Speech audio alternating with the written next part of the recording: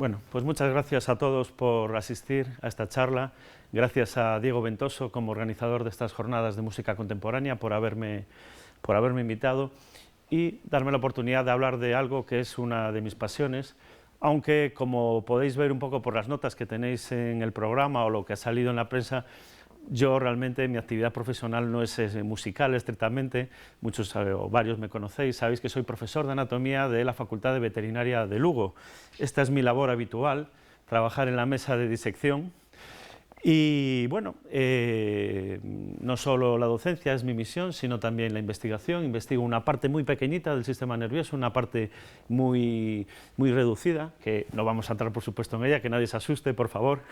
Se llama sistema vomeronasal y ese es el objetivo de mi investigación. Pero bueno, un poco por deformación profesional, en la ciencia está obligado uno pues, a especializarse muchísimo. Hoy en día es imposible saber de más de un tema, hay tanta información. Y en la música, pues como melómano que lo soy desde adolescente, seguí un poco ese proceso y si un compositor me gustaba por encima de todos era Gustav Mahler y decidí especializarme en su figura, en la vida y en la obra de Gustav Mahler, porque realmente me apasionaba y puedo decir, ya han pasado bastantes años, que realmente pues, ha llenado en muchísimos aspectos y llena mi vida, ¿no? La música de este compositor. Con la llegada de Internet, como en tantos campos de nuestra vida diaria, pues ha habido una revolución y mi pasión pues, por la música y por Mahler efectivamente pues, también encontró la vía un poco de canalizarse. En concreto, gracias a algo que sucedió pues, hace como, ya creo que son 10, 15 años, un amigo de Santiago que está aquí representado conmigo en esta fotografía, Manuel del Río, decidió crear una web sobre Gustav Mahler y contó con mi ayuda y desde ese tiempo pues llevo colaborando con él y participando en esta web, página web que como digo sigue activa y sigue vigente.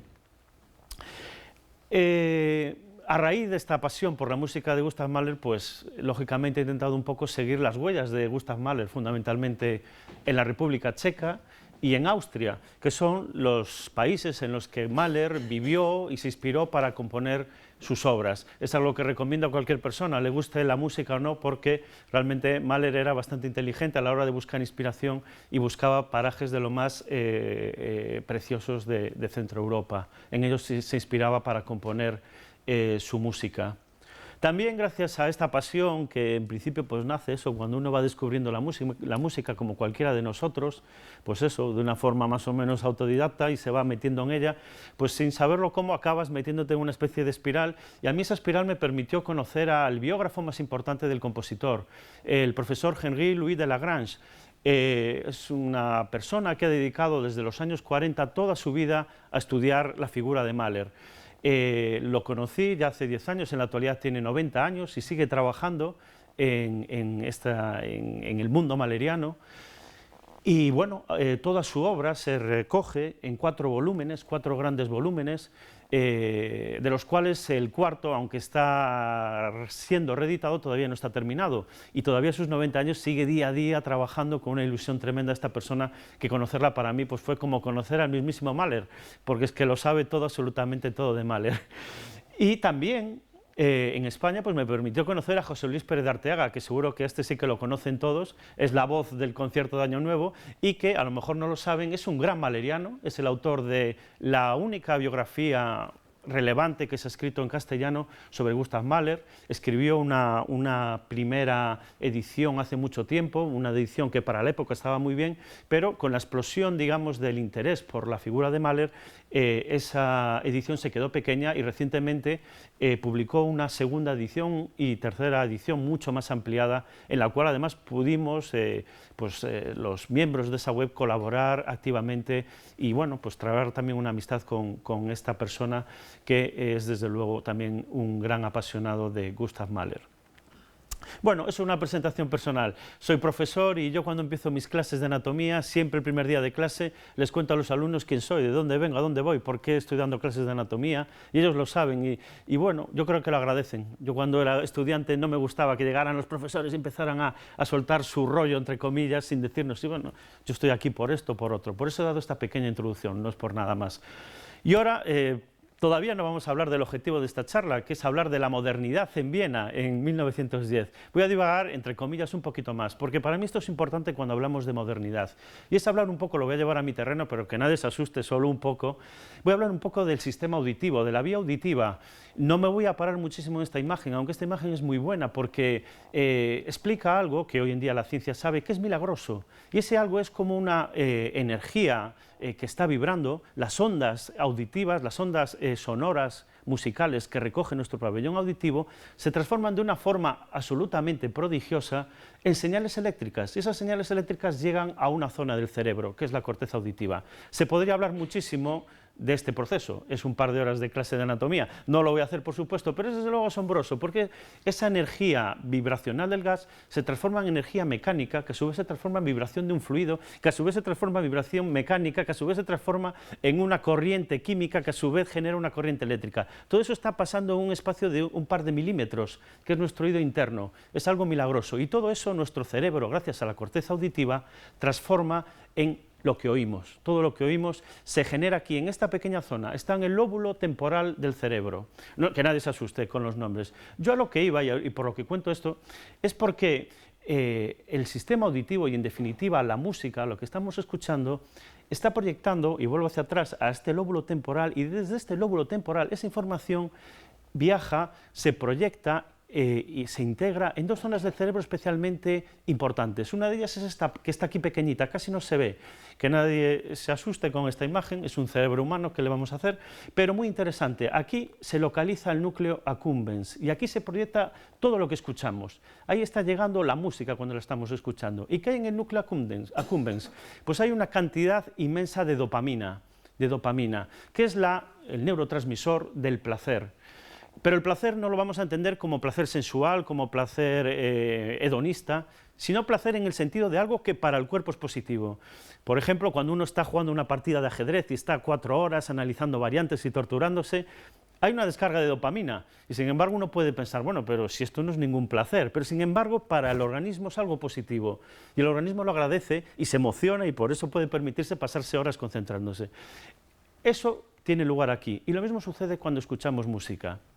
Y ahora hago un pequeño paréntesis, voy a hacer varios, lo siento, pero es que anoche cuando estaba repasando un poco estas imágenes que ya tenía preparadas desde hace semanas, me encuentro en internet un trabajo científico, una publicación científica como cualquiera que podemos encontrar, que van saliendo mes a mes, semana a semana, y me quedé un poco patidifuso y digo, bueno, ostras, pero si esto tiene una relación directísima con lo que voy a hablar mañana y que a mí me parece muy importante. Y por tanto me permito traerlo casi como si fuera una clase. Y es una publicación que, bueno, más o menos supongo que la entendéis casi todos, se refiere al efecto de la audición en el transcriptoma humano. Bueno, no nos vamos a perder en esto mucho. El transcriptoma viene a ser el genoma humano. El genoma humano es el gran proyecto de la ciencia que ha permitido caracterizar todo nuestro ADN, saber perfectamente qué está codificado en ese ADN. El transcriptoma es el paso siguiente. No todas las células están expresando ese ADN. Cada célula lo expresa de una manera, cada tejido de una manera. Bueno, pues lo que hace este grupo de finlandeses, que lo acaban de publicar ahora, me parece fantástico y por eso lo cuento aquí. Tiene que ver con lo que vamos a hablar de la música. La música contemporánea. Y aunque el experimento de estos finlandeses se hacía escuchando el tercer concierto para violín de Mozart, era música de Mozart durante 20 minutos, y lo que se encontraban era que cuando analizaban el transcriptoma de las personas que escuchaban esa música, los genes responsables de las proteínas que codifican la dopamina estaban estimulados. Había un aumento importante en la secreción de esos productos génicos. Es decir, había un aumento de secreción de dopamina. Bueno, eso era previsible, pero también se estimulaba la producción de proteínas que intervienen en la memoria y en el aprendizaje. Luego veremos por qué. Y sobre todo, y lo más interesante de todo, es que este trabajo, que ya digo, es de ayer, está recién salido del horno, demuestra por vez primera que durante la escucha de la música, durante la audición de la música clásica, el grupo que escuchaba música clásica veía disminuido la secreción de factores que tienen un efecto neurodegenerativo. Y esos factores no solo se veían disminuidos, sino que además se aumentaban factores que protegen de la degeneración que se produce en la enfermedad de Parkinson, que todos conocen, una enfermedad que tiene pues eso, unos daños para el sistema nervioso muy localizados, pero muy terribles, incompatibles con una vida, digamos, en bienestar. Bueno, pues es asombroso, porque esos temblores de esa persona que padece Parkinson realmente tienen una relación directa con la música que escucha esa persona. Científicamente desde ayer, podemos decir que una persona que escucha música clásica va a estar protegida frente a esa neurodegeneración. Ya sé que suena extraño, todos sabemos que la música es positiva y es buena, pero claro, hasta ese punto, pues sí, la ciencia lo demuestra y por eso tenía que contarlo. Ayer lo leía y me quedaba maravillado y por supuesto digo, mañana lo siento, me van a perdonar, pero es que lo tengo que decir porque me parece un gran hallazgo, que como todos en la ciencia ha de ser contrastado y debatido, pero es un buen punto de partida. No solo proyecta el núcleo accumbens la información auditiva, y con esto termino la clase de anatomía, proyecta también esta parte del sistema nervioso central, que es una parte hermosa, preciosa, que se llama hipocampo. Algunos la conocerán, es como una especie de brazo de gitano, y en el hipocampo asienta la memoria, pero no solo la memoria también, asienta las emociones del ser humano, los comportamientos instintivos, las relaciones entre las personas, los comportamientos incluso agresivos. Es decir, el ser humano emocional radica ese hipocampo. ¿Qué tenemos en definitiva? Que la música, cuando la estamos escuchando, está activando dos partes del sistema nervioso central que no activa nuestra corteza visual, que no activa nuestra corteza somatosensorial, solo la activa la música de una forma tan directa y tan impactante, el hipocampo y el núcleo accumbens, que van a intervenir en esas sensaciones placenteras, pero en el sentido de positivas, y van a intervenir en nuestras emociones. ¿Y por qué he dicho todo esto? Que yo creo que para mí es importante decirlo, porque si hablamos de música contemporánea tenemos que pensar un poco lo que es la música, y no es fácil definir a la música, y eso que aquí hay muchos músicos y todos habrán pasado por el mismo dilema. ¿Cómo le digo a alguien qué es la música? Bueno, pues en las enciclopedias, en los libros, encontraremos una definición típica de decir que la música es la ordenación de los sonidos en el espacio y en el tiempo. Es una definición que realmente no nos dice gran cosa, ¿no? Es como decir que una máquina que viaja en el tiempo es una máquina que si le das una palanca te lleva al siglo XXI o XXII y si le das a otra te lleva al siglo XIX. Pues esto es lo mismo, no decimos nada. Sin embargo, este pensador y escritor que muchos conocen, Aldous Huxley, sí que tuvo la clarividencia, sin saber nada de emociones, ni de accumbens, ni de hipocampo, de definir muy bien a la música y decir esta frase tan hermosa: tras el silencio, lo que más se aproxima a expresar lo inexpresable es la música. ¿Y por qué lo consigue la música? Bueno, lo consigue porque está actuando precisamente sobre partes de nuestro cerebro que no ha actuado ningún otro sistema, ningún otro estímulo, ningún tipo de sistema sensorial que no sea el auditivo. Por tanto, cuando escuchamos la música contemporánea, que es un poco el objetivo de este ciclo de conciertos que ha organizado Diego y que organiza cada año, a veces nos produce un cierto rechazo, nos produce un cierto miedo, un cierto respeto, pero tenemos que pensar que únicamente se trata de eso. El compositor está intentando expresar lo inexpresable, con todos los recursos que tenga a su disposición.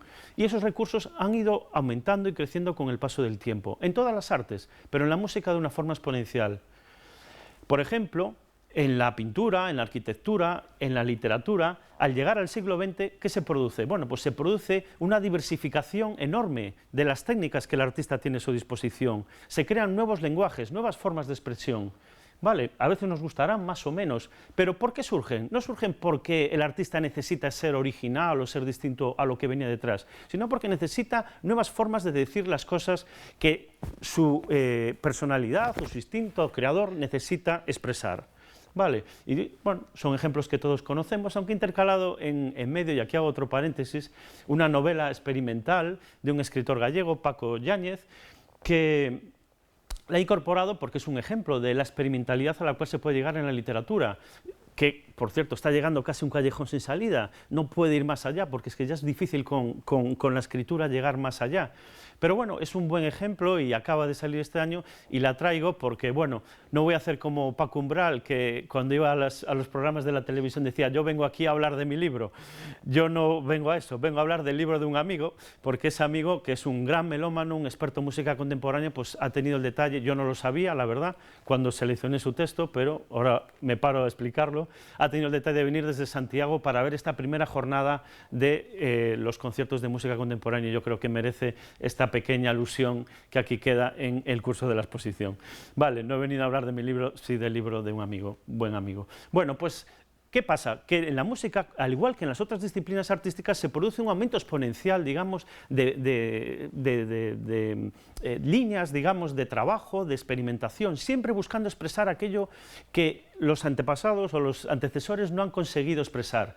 Y yo creo, personalmente, es mi opinión, que precisamente como la música actúa sobre esas zonas del cerebro que no actúan otros sistemas sensoriales, la música va a permitir, digamos, una diversificación que en la arquitectura, en la pintura, en la literatura, hay como un callejón sin salida. Hay un momento que ya no se puede hacer más. ¿Qué se puede hacer ya en la pintura? Realmente es difícil, aunque ya sé que estoy generalizando y es injusto, pero más que nada, más que negar las otras disciplinas, lo que quiero es resaltar cómo en la música contemporánea, afortunadamente, todavía hay muchísimo por experimentar y muchísimo por avanzar en este terreno. Y bueno, esta era la introducción que quería hacer, que espero no haberme alargado muchísimo, pero que yo también siempre se lo digo a los alumnos, las introducciones siempre son mucho más importantes que las propias explicaciones. Las explicaciones son datos, son nombres, son cifras, y eso está en los libros. Las introducciones son más personales y a veces se intenta con ellas más que nada pues captar un poco el interés de las personas, ¿no? Yo creo. Y vamos a hablar ya efectivamente de esta época y de esta ciudad, bien a 1900, aunque haré algún flashback de todos modos, ya veis que soy un poco, que me disperso bastante, pero yo creo que es importante hacerlo. De todos modos, entramos ya en materia. Vamos a hablar de Viena 1900. ¿Por qué? Porque en esta ciudad y en esta época se va a producir uno de esos grandes saltos en la historia de la música. Por una serie de circunstancias que luego comentaré, va a haber una modernización del lenguaje musical que desde luego va a dejar un calado y una impresión fundamental en todo lo que es la evolución posterior del lenguaje musical. Viena, por supuesto, es la capital del Imperio Austrohúngaro. El Imperio Austrohúngaro está formado por una serie de nacionalidades, su forma, la forma que tiene en esa época se va desarrollando a principios del siglo XIX, y en la época que nos interesa pues es un imperio vasto que abarca muchísimas lenguas y territorios. Y lo que sucede en este imperio es que hay una relativa estabilidad, hay un bienestar económico, un relativo bienestar social, aunque con reticencias, y sobre todo hay un caldo de cultivo perfecto para que la cultura y la ciencia progrese.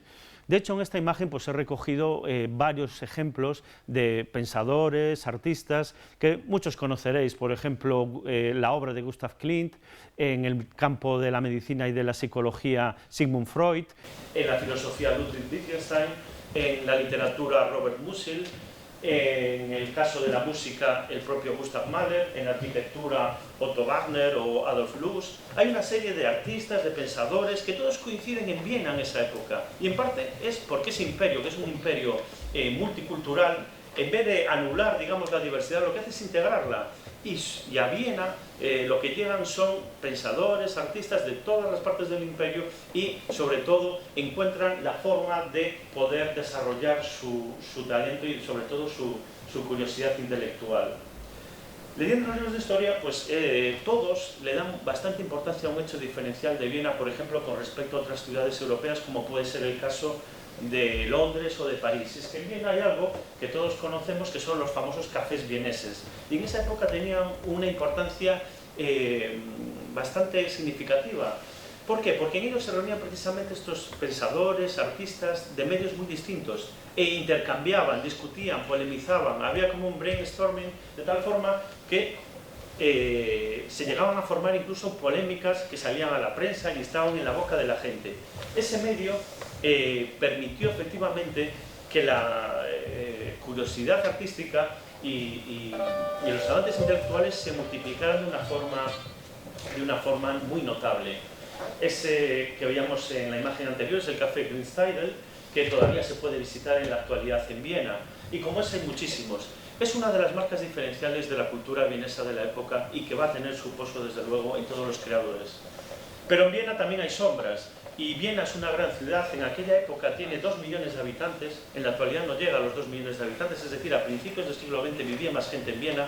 ¿Por qué? Porque, sobre todo en las partes más al este del imperio, donde había pues, más pobreza y dificultades para el día a día, emigraba muchísima gente hacia Viena e intentaba trabajar pues, en la industria, en las fábricas, y al final lo que había es una gran masa obrera que reivindicaba lógicamente pues, unas mejoras, unas condiciones de vida que en muchos casos eran bastante negativas.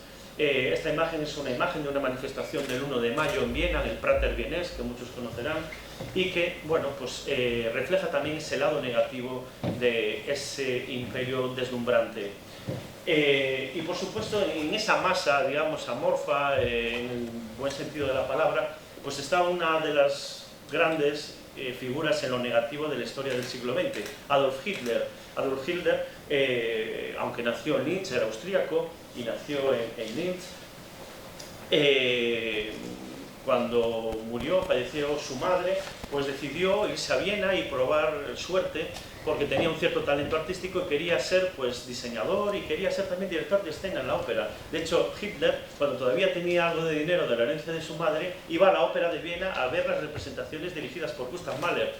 ¿Quién iba a pensar, pues eso, que ese joven realmente iba a tener ese triste o penoso, pero trascendente futuro por delante? Hubo un momento que se le acabó el dinero, fracasó en su intento de ser un artista y bueno, pasó a vivir en la mayor de las indigencias en Viena durante muchos años y compartir de cierto modo las preocupaciones de esos obreros, de ese medio, digamos, desfavorecido, preocupaciones que supo en su vida posterior y sobre todo en su etapa alemana, pues un poco captar y utilizarla un poco ese conocimiento que él tenía desde la realidad, desde la más dura realidad para progresar en una carrera política que por desgracia sigue unos derroteros lamentables. Y perdona que me extienda excesivamente. Bueno, vamos a entrar ya en la música. ¿Cuál es la situación musical en Viena? Bueno, pues todos sabemos que en la época de Mozart, Beethoven, Haydn, Viena vive un gran esplendor musical. Sin embargo, debido a las guerras napoleónicas y la revolución burguesa del 48, va a haber un gran declive en la vida musical. Y únicamente una figura, Johann Strauss, va a poder sobresalir, va a recoger ese lado frívolo, ese lado de abandono en el lujo y en el bienestar recientemente adquirido, y le va a dar a la población vienesa eso es lo que le piden, y él lo consigue de una forma magistral porque Johann Strauss es desde luego también un grandísimo compositor. Sin embargo, en una fecha que es curioso, es coincidente en ambos casos, en 1868, dos grandes de la historia de la música que no son vieneses, Johannes Brahms, que es de Hamburgo, del norte de Alemania, y Anton Bruckner, que viene de la Austria profunda, de Linz también, aunque estaba viviendo en el monasterio de San Florian, que es donde desarrollaba su vida de organista. Ambos en el mismo año viajan a Viena, y aunque al principio tienen problemas los dos para intentar un poco triunfar en su carrera o en su actividad musical, lo consiguen y desde luego van a conseguir modernizar y darle un impulso a la creación musical vienesa. Van a ser dos figuras muy importantes, pero por supuesto van a estar ancladas, aunque Bruckner sobre todo es un gran renovador, van a estar un poco ancladas en el pasado. Pero hay una fecha muy importante, 3 de abril de 1897. ¿Por qué? Porque justo en esta fecha muere, por un lado, en este día muere Johannes Brahms, que no es que tenga mayor o menor importancia, pero bueno, puede significar el fin de una época, y sobre todo se crea un movimiento artístico, un movimiento fundamentalmente pictórico, aunque también engloba el diseño, engloba la arquitectura, que es la secesión. Y la secesión de la que todos hemos oído hablar, es el modernismo artístico que triunfa en Viena a finales del siglo XIX. Es una corriente artística que aspira a liberarse del academicismo, de lo que hasta ese momento imperaba, y busca darle libertad al creador. Eso sí, buscando siempre la máxima exuberancia, la máxima expresividad, ¿no? Ese es el objetivo. La secesión, curiosamente, no el mismo día, aunque aquí está fotos del año 98, no tenía ninguna del 97, justo en ese mismo periodo muere Brahms, se crea la secesión. En ese periodo Mahler, que viene de la ópera de Hamburgo, es nombrado director de la ópera de Viena, de la ópera imperial. Entonces todo coincide, esa explosión, digamos, pictórica, artística, coincide con la llegada de Mahler, y todo eso se va a reflejar en un gran salto adelante, que es para mí el inicio de la modernidad. Sin embargo, vamos a tener que ir un poco hacia atrás, y voy a permitirme pues, olvidarme un poquito de Viena. ¿Por qué? Porque realmente, claro, hay gente que lo de poner la modernidad en una fecha, la modernidad musical, no tiene mayor o menor importancia, pero bueno, todos vamos a escuchar o hemos oído hablar pues de Wagner como el primer compositor moderno. Entonces, bueno, voy a hacer un pequeño inciso para hablar de la figura de Wagner, porque al fin y al cabo Richard Wagner y su música tuvo una influencia decisiva en Gustav Mahler y en Arnold Schoenberg, que son los dos grandes protagonistas de la charla. ¿Y por qué hablo de Richard Wagner, que desde luego fue un grandísimo innovador en la historia musical? Bueno, pues porque para muchos esta ópera, que aquí represento, que es Tristán y Isolda, fue la primera obra de música, moderna. Y gracias solo a un acorde, algo increíble, gracias a un conjunto de notas, ya se le considera a Wagner el creador, el pionero del modernismo musical. Y de eso voy a hablar, del famoso acorde de Tristán e Isolda, que los músicos y los estudiantes de música todos han escuchado hablar de él. No voy a entrar en cuestiones técnicas, por supuesto, solo voy a hablar de lo que es interesante para el oyente. Y lo vamos a ver aquí representado y lo vamos a escuchar. Está presente ese acorde justo en el tercer compás ya de la obra, justo al principio de la obra, y va a estar presente continuamente.